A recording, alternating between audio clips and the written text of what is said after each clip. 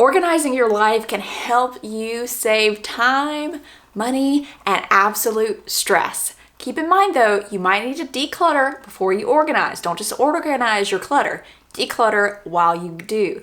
But in today's video, I have 12 ways you can get organized in 2022. So I hope this video helps give you some inspiration.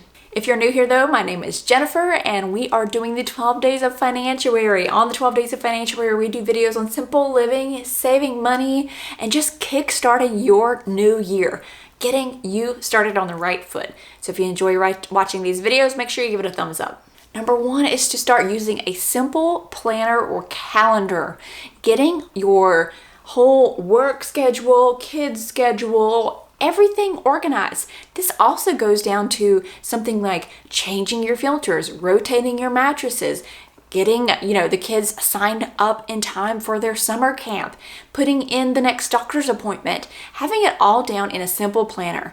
A lot of people want to go into these big, huge planners that talk about, list out your 3 goals, list out everything you learned last month. That's just too much for me. I ain't got time for that. One of the easiest things to do is to put something down in a planner. This is definitely going to keep you organized. You're going to keep things done. You're not going to be necessarily late for projects. You're going to get, be able to maintain your things because you're going to change your filter and plan stuff on time. So find a calendar or a planner that works for you, that's easy, simple, portable, that you're going to check into daily. Number 2 is a 10-minute at the end of the day tidy up.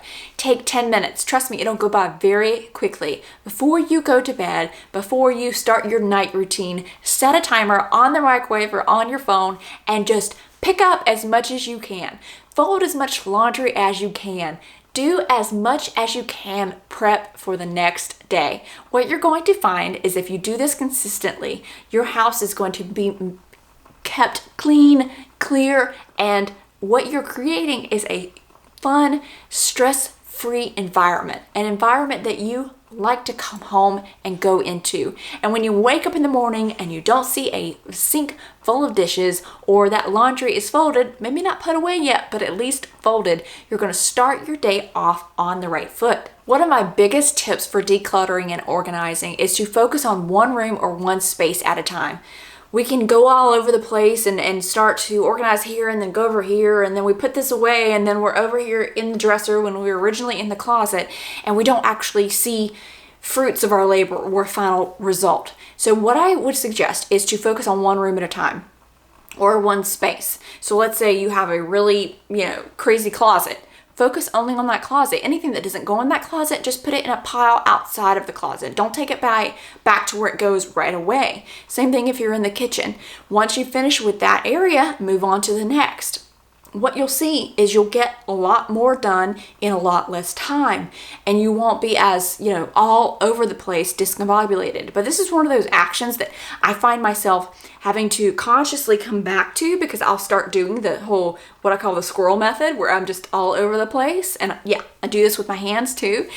And I have to go, oh, nope. Okay, Jennifer, recalibrate, go back to where you were, stick to that room, and then move on to the next. Another tip to be organized is to write everything down. Always have a piece of paper, a pad, sticky note, several places throughout your house. Maybe you have a notepad in your bed, maybe you have a sticky note in your junk drawer of your kitchen, and maybe you have a notepad in your car.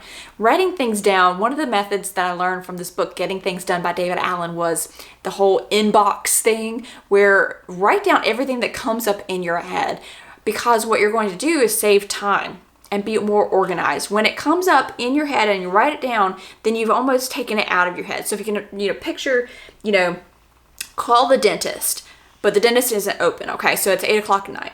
So what I'm gonna do is I'm gonna take it out of my head. I know it's weird, but just follow me here. Call the dentist on a sticky note and put it on my bag for the next day. And then take that bag to work, call the dentist, scheduled, done. What you've done then is, rather than keep that dentist, I need to call the dentist, I need to call the dentist, I need to call the dentist, constantly running in your head.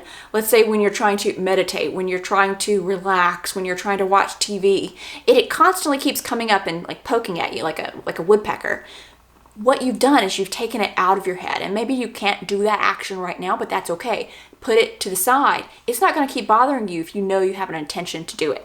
Never leave a room empty-handed. If you're coming from the kitchen to the bathroom and you just went and stocked up on shampoo and lotion, grab it. Come to the bathroom. If you're in the bathroom and you notice that you've got a basket full of laundry that needs washing, pick it up, take it to the washing machine. What you're going to do is every time you're in a room, scan it. See what you can put in your two hands to take where it needs to go, to put it in its place. And so what you're going to figure out is over time, it's going to become a very unconscious habit. Never leave a room empty-handed. Track your spending. This is going to organize your finances. I'm going to do a great video all about budgeting, so check that out. And it's just how I've taken 4 or 5 different techniques and come up with my own for tracking spending and staying within budget. But tracking your spending, figuring out what your weak points are, is a great way to figure out and get towards that next financial goal. Staying organized in whatever way it is that tracking your spending is good for you, whether that's using an app, whether it's using a notepad, whatever it is, figure it out and start implementing that. Clear your workspace at the end of every day. This is going to make you feel so good and ready to start the day the next day. Put everything in a nice pile. I need to do this immediately. I need to do this later. Get rid of any notes that you've taken throughout the day of things that you just needed to write down that you don't no longer need. Maybe wipe down your desk from the crumbs from lunch. Have your sticky notes and your pens all put back where they needed to go. Have a clean and clear surface. Having this, just like waking up and having a clean kitchen, is just, it gives you this good feeling of you are just more productive the next day. And for me, I enjoy it because I leave feeling as if I've, closed up shop.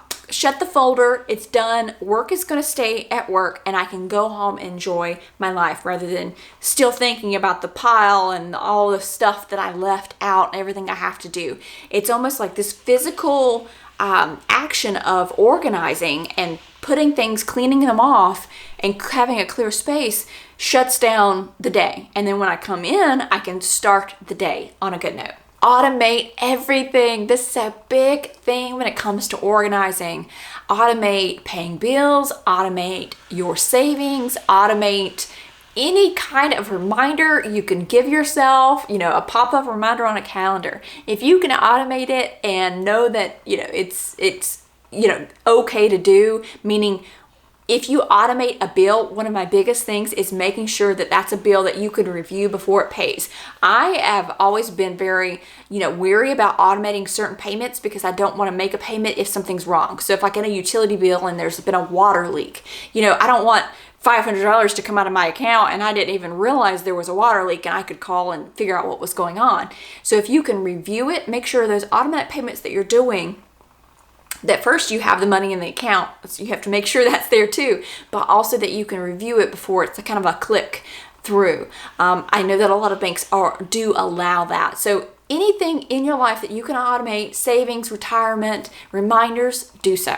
A big way to get organized for the year of 2022 and any year going forward is to brainstorm big expenses that are going to happen this year. Put them in that calendar, that way you know what's coming up. I don't know what it is, but for some reason, Christmas just randomly creeps up at about the same time every December, and then people end up going into debt and not having enough money to buy the presents they want. Whereas if they knew about it at the beginning of the year, they could go ahead and start saving and planning and buying Christmas gifts along the way. Hey, you know what? This happens to me with the dog and the vet bills.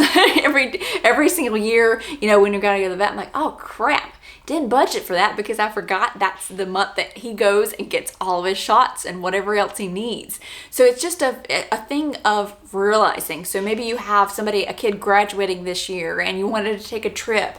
Go ahead and brainstorm it now. Get prepared, get organized, start planning.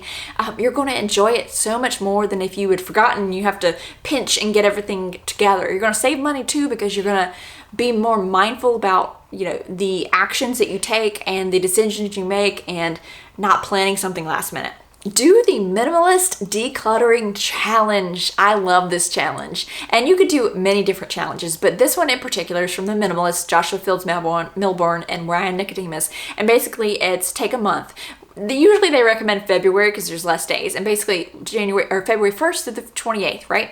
And each day you declutter the number of things on that day. So on the 1st you get rid of one thing, and on the 28th you've gotten rid of 28 things, and it's several hundred things that you've gotten rid of by the end of that time. But it's a fun challenge to see when you go around your house what you can get rid of, because you got to get rid of 17 things on February 17th, and pile those up. Take them out of the house, donate them, trash them if they're garbage, but see how much you actually accomplished. And what you'll find is you'll enjoy it, and you'll start seeing results and seeing that your house is less cluttered and you have more time and your mind is clear. But these challenges are one of my favorite things to do, and a way to put in a new habit, or a new habit that it just becomes subconscious to you. Whereas what it also does in turn is make you more conscious about what you bring back into your house. Watch minimalist documentaries. This was the reason I started the whole decluttering of my house. I simplified life. I started out with minimalist documentaries. They have 2, so check them out on Netflix. You can watch either or both, really one or the other, it doesn't really matter. But there are so many documentaries on minimalism. There's so many books on minimalism as well, but those really can get you motivated. My favorite thing to do is watch them over and over while I'm actually decluttering. Yeah, it's fun. And I think I'm probably mentioning this every single video during Financiary, which is fine, but a big way to get organized in 2022 is to meal plan, monthly meal plan. I'll put it down below, put my video down below for you to check out. But what monthly meal planning does for you is it saves you time every week. It saves you money as well, and it saves you stress throughout the week of not knowing what you're gonna eat when, or asking everybody and they really don't know. If it's on the menu, that's what we're eating. If you don't like it, sorry. If it's just you and your partner, or just you alone, then you can choose to switch things up, that's fine. But for a family where there are different tastes and different things, a meal plan is a great thing just to have, to know what you're eating and know what you need to buy for the next week. I hope you enjoyed this video. Let me know, what is your tip for getting organized in the year of 2022? Put it down below. If you enjoyed this video, make sure you give it a thumbs up, and don't forget to subscribe to my channel. I would love to have you back for more videos.